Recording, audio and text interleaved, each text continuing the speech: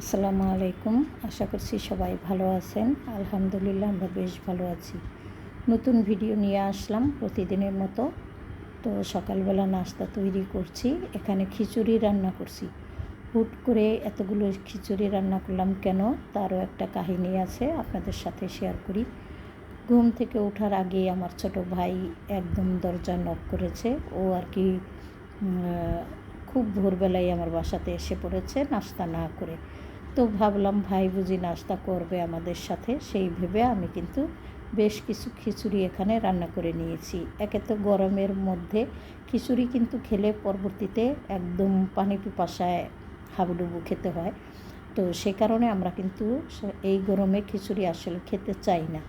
তাই ভেবে আমরা যখনই খিচুড়ি রান্না করি, তো যেহেতু বাসায় মানুষ কম, অল্প করেই রান্না করি। তো ভাই যেহেতু এসেছে একটু বেশি রান্না করেছি। কিন্তু আমার ভাই এসে সকালবেলা আবার তার দুলাভাইয়ের সাথে শুয়ে পড়েছে। তো এমন ঘুম দিছে, একবারে দুপুরে উঠেছে, দুপুরের খাবার খাওয়ার সময়। তো ওইভাবে আমার খিচুড়ি রয়ে গিয়েছে। আমরা তো আর এত খিচুড়ি খেতে পারিনি। যাই হোক, খিচুড়ি খাওয়া দাওয়া শেষ করেছি। তারপরে বসে একটু আড্ডাবাজি করেছি ছেলেদের সাথে। তারপরে কিছুক্ষণ পরেই দেখি বুয়া এসে পড়েছে। তো ভাবলাম বুয়া আগে কাজ করে যাক, তারপরে আমি রান্নাবান্না শুরু করব। তো বুয়া তো এসেছে।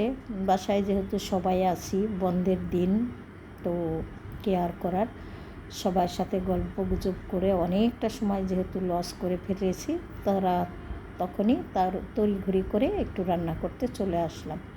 এই যে এখানে কিন্তু আমি চিকেন বসিয়ে দিয়েছি, মানে মুরগির মাংসটা রান্না করে নেব। সামান্য কিছুই রান্না করব, অত বেশি কিছু রান্না করব না, কেননা খাওয়ার মতো এনার্জি বা রুচি কিছুই নেই। সেই হিসেবে রান্না যাই করি না কেন, যত সুস্বাদুই হোক না কেন, মুখে কোনো কিছুই ভালো লাগে না। এত গরমে সবার মুখ কিন্তু নষ্ট হয়ে গেছে। তো এরই মধ্যে অফ ক্যামেরাতে কিন্তু আমরা লেবু শরবত বানিয়ে খেয়েছি, তারপরে আইসক্রিম খেয়েছি। সেগুলো আর আপনাদের সাথে শেয়ার করা হয়নি। এগুলো আবার ছোট ছেলে এনেছিল আইসক্রিম, আর বাসাতে লেবু শরবত তৈরি করে আমরা খেয়েছি। তো এদিক থেকে আমি হলো টুকটুক করে রান্নাও শেষ করে নিচ্ছি, কেননা প্রচণ্ড গরম। ভাবলাম আগে আগে রান্নাটা করে ফেলি। তো দেখতেই পাচ্ছেন আমার কিন্তু রান্না হয়ে গেছে। তো এখন আমি হলো কী করি আপনাদের সাথে সম্পূর্ণ সবটাই শেয়ার করব। তো ভাই যেহেতু এসেছে, তো সব কিছু আর কি আপনাদের সাথে শেয়ার করতে পারছি না, চুপি চুপি একটু ভিডিও করছি যাতে করে আমি আপনাদের সাথে শেয়ার করতে পারি। ওই যেহেতু আমার ছোট ভাই, আমাকে কিন্তু এসব দেখলে একটু চেতায় আর কি, খেপায় আর কি। তো সেই হিসাবে আমি ওর সামনে কোনো কিছু করতে চাই না। তো যাই হোক, এখানে রান্নাবান্না শেষ করেছি, আমরা দুপুরের খাওয়া দাওয়া করে নিয়েছি। সবাই যে বাইরে চলে গেছে, তখন আমি ঘরে বসে কী আর করব। তো ভাবলাম ঈদের সময় কিন্তু বেশ কিছু সেমাই এনেছিল, সেখান থেকে এলো পাথালি করে বের করে খাওয়া দাওয়া সবটাই হয়েছে, কিন্তু গুছিয়ে গাছিয়ে আর রাখা হয়নি। তাই ভাবলাম আজকে একটু গুছিয়ে রাখি। তো অফ ক্যামেরাতে আসলে গুছানো হয়ে গেছে, তখন মনে হলো যে একটু শেয়ার করলে ভালো হতো। তো কি কি শেয়ার করেছি সেটাই আপনাদের সাথে শেয়ার করলাম। বয়মে করে কিছু আতপ চাল রেখে দিলাম, পাশাপাশি সেমাই, আর ওই যে ছোট ছোট বক্স দেখছেন আইসক্রিমের, সেগুলোতেও কিন্তু সেমাই রেখে দিয়েছি।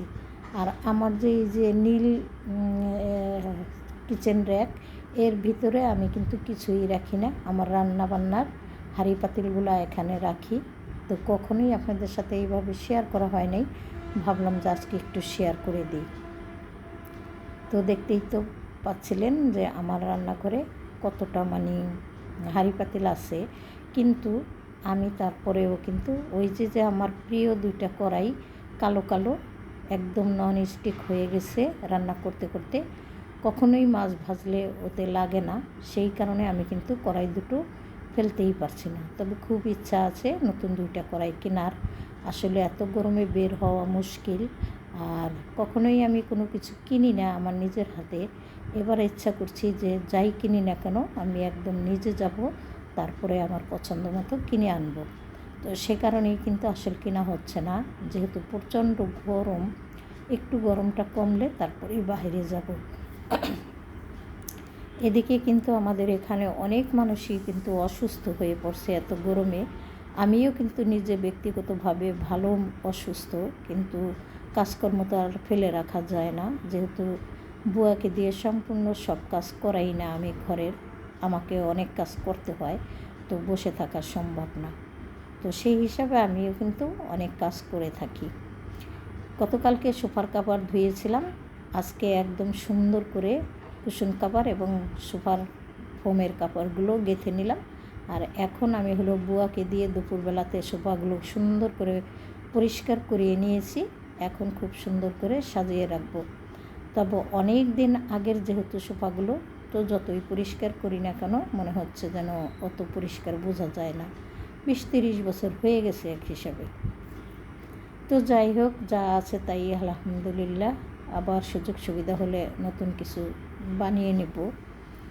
আর এখান থেকে আমি আপনাদের কাছে বিদায় নিব, কেননা যেহেতু ভিডিওর শেষ পর্যায়ে চলে এসেছি, তো ভুল ত্রুটি ক্ষমা সুন্দর দৃষ্টিতে দেখবেন, পাশাপাশি কমেন্টস করবেন, লাইক করবেন, শেয়ার করে দিবেন।